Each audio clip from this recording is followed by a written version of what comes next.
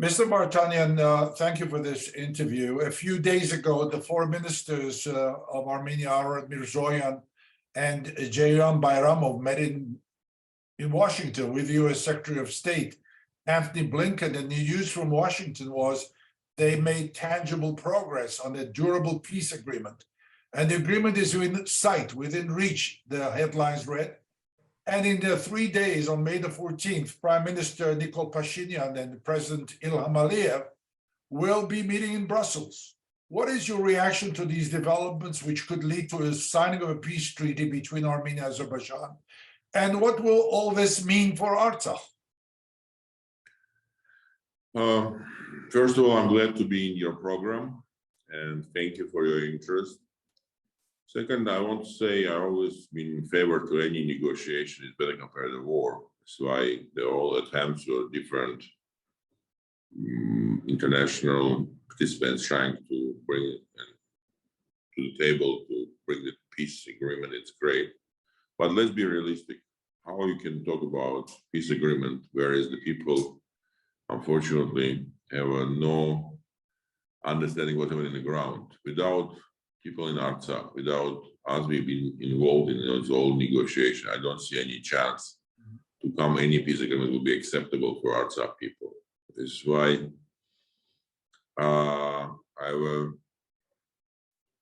big doubt about paper which will be signed, but how sustainable it will be, how strong it will be, this agreement, who will be guarantor of the delivery of this agreement, and how long this agreement can stay alive if one party of this agreement have a very big aggression to the Artsakh people.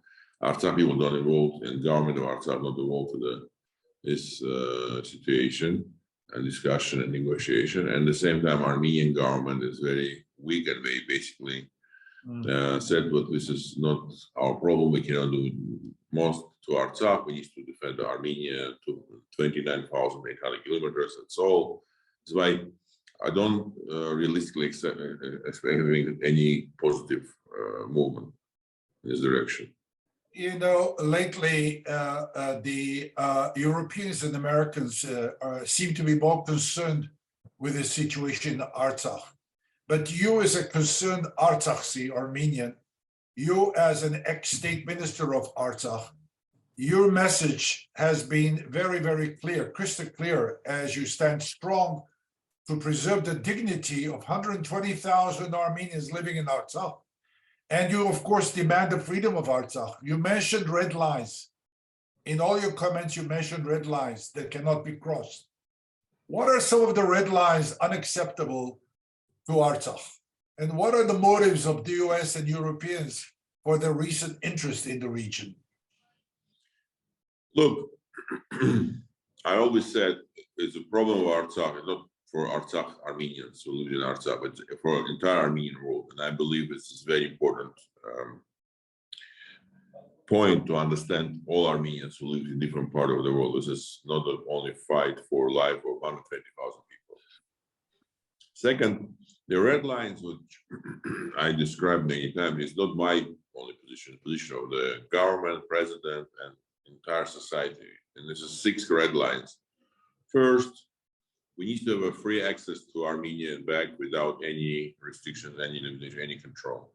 Second, we need to keep our passports. We've never been part of Azerbaijan, and we don't have Azerbaijani citizenship. We don't need to get this. We need to keep our Armenian passport. Third, we need to use our currency. Fourth, we need to use our laws. We have our own legal system, constitutional court, parliament, president, and this needs to be continue being Armenian. The fifth is a very important infrastructure. We need to control our infrastructure. Whatever we supply, gas, electricity needs to be controlled by us. And the last but not least, we need to keep our language, our religion, our culture, traditions, which is very critical for us. This is why this is the 6 key points which we not allowed to cross anyone. You know, you hinted at the situation with Armenia. The Armenian government lately hinted that they are prepared to accept Azerbaijan's territorial integrity over the Nagorno-Karabakh and the territorial integrity as opposed to self-determination have been the two powers playing around for the past 30 years. What is your take? Yeah, I think it's a weak position. I don't think it's right for Armenian government go in this direction. Yes, Artsakh, Armenians who lived in Artsakh in 1988 started a movement against being part of Azerbaijan Soviet Republic, and it was self-determination right, which, and by the way, rights for legal point of view, with being part of Soviet Union, to have a right to exit from the republic, the same like republic has the right to exit from Soviet Union. This is why when the Soviet Union collapsed, Artsakh, Nagorno-Karabakh was not part of the Azerbaijan already, because we've been already by all legal steps out of the Azerbaijan Republic. But now bringing back this whole issue saying, no, you know, this is the different, it's again, it's a very weak position. I understand we have some limitation, we have some issues of the peace. Of course, we have a lot of losses and it was a tough time for us. But give up Artsakh, it's for me the same would give up Armenia. You know, many people believe Russia can do more, but it is at this very moment preoccupied with the war in Ukraine. And I believe the nationalities problems existed in the Soviet Union, and it has been frozen for 70 years. They were not able to face the nationalities question and problems. The question now, after disintegration of the Soviet Union, the nationalities question has unfrozen. How do we go about resolving this issue? It's a very difficult question for the world, not only for Soviet Union and post-Soviet Union. I mean, we know what's happening in Balkan countries.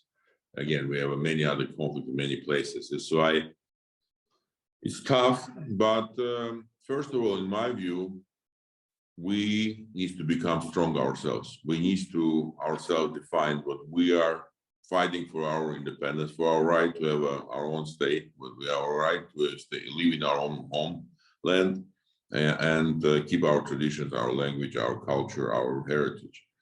When you are strong, you attract the partners and supporters who will support you, because they will see that you are fully committed. That's why first step, in my view, in this situation, we need to change our attitude to demand from Russia, for the world, help and assistance without doing 100% from our side, everything possible. What people will see, like it was done in Vietnam, like it was in Finland in 1940, like it was done in Cuba, and many other places where people, first of all, themselves define, but they will do everything possible to defend their own right for freedom and living in own rules of law.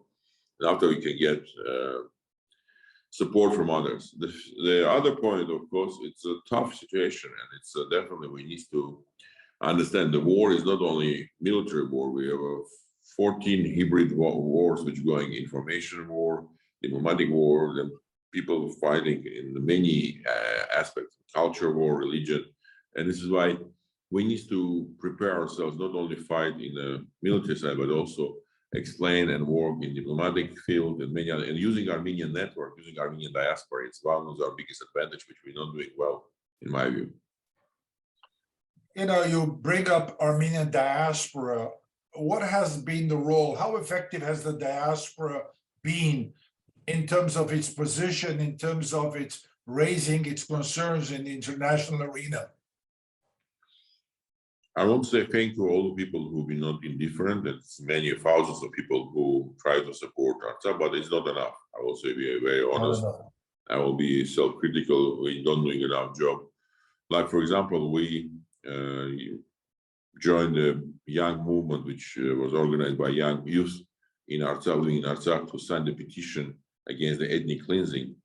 And unfortunately, not many Armenians in the world joined it and didn't sign this petition. So in my view, we definitely need to do better work to engage more Armenian diaspora to the situation in Artsakh, explaining this is the issue not only for Artsakh, but for the entire Armenian world. You know, you speak about Artsakh doing its best, but doing its best is not enough. For Artsakh, you somehow have to be connected to either the Russian camp or the American camp. What is your position? You have been not criticized, but you have been portrayed as less critical of Moscow. What is the position we should adopt? You know, I always answer this question very simple. I'm in Artsakh, I'm in Stepanakert. Here, 2,000 Russian soldiers with us. You know, and we don't know when and how the conflict can develop in next moment. I want those 2,000 soldiers will feel that we are not with us and not with Azerbaijan, but we are really want to defend us and not feel that we are hating them. The second, I don't see any other country today ready to send the militaries and really make all the necessary, not only statements, but the steps. For example, no, we're not putting sanctions against the Azerbaijan regime. We're not putting any pressure financially or economically. We're not putting any pressure to Azerbaijan saying it's unacceptable what you're doing. It's a lot of good statements, a lot of good declarations. Definitely, we need to use advantage being Armenian who can work with America, with France, with the Middle East, with, of course, Russia, with Iran. I think it needs to be smart to work with all in India and China. We need to do all our best to engage all countries who has interest to support Armenia. And of course, not stay on one side, because it's very stupid for us to just choose one side. We need to do what's best for Armenia, what's best for Artsakh. And today, best for Artsakh, I believe, to keep Russian soldiers who are with us here, our friends and our partner, they don't need to feel what we hate them.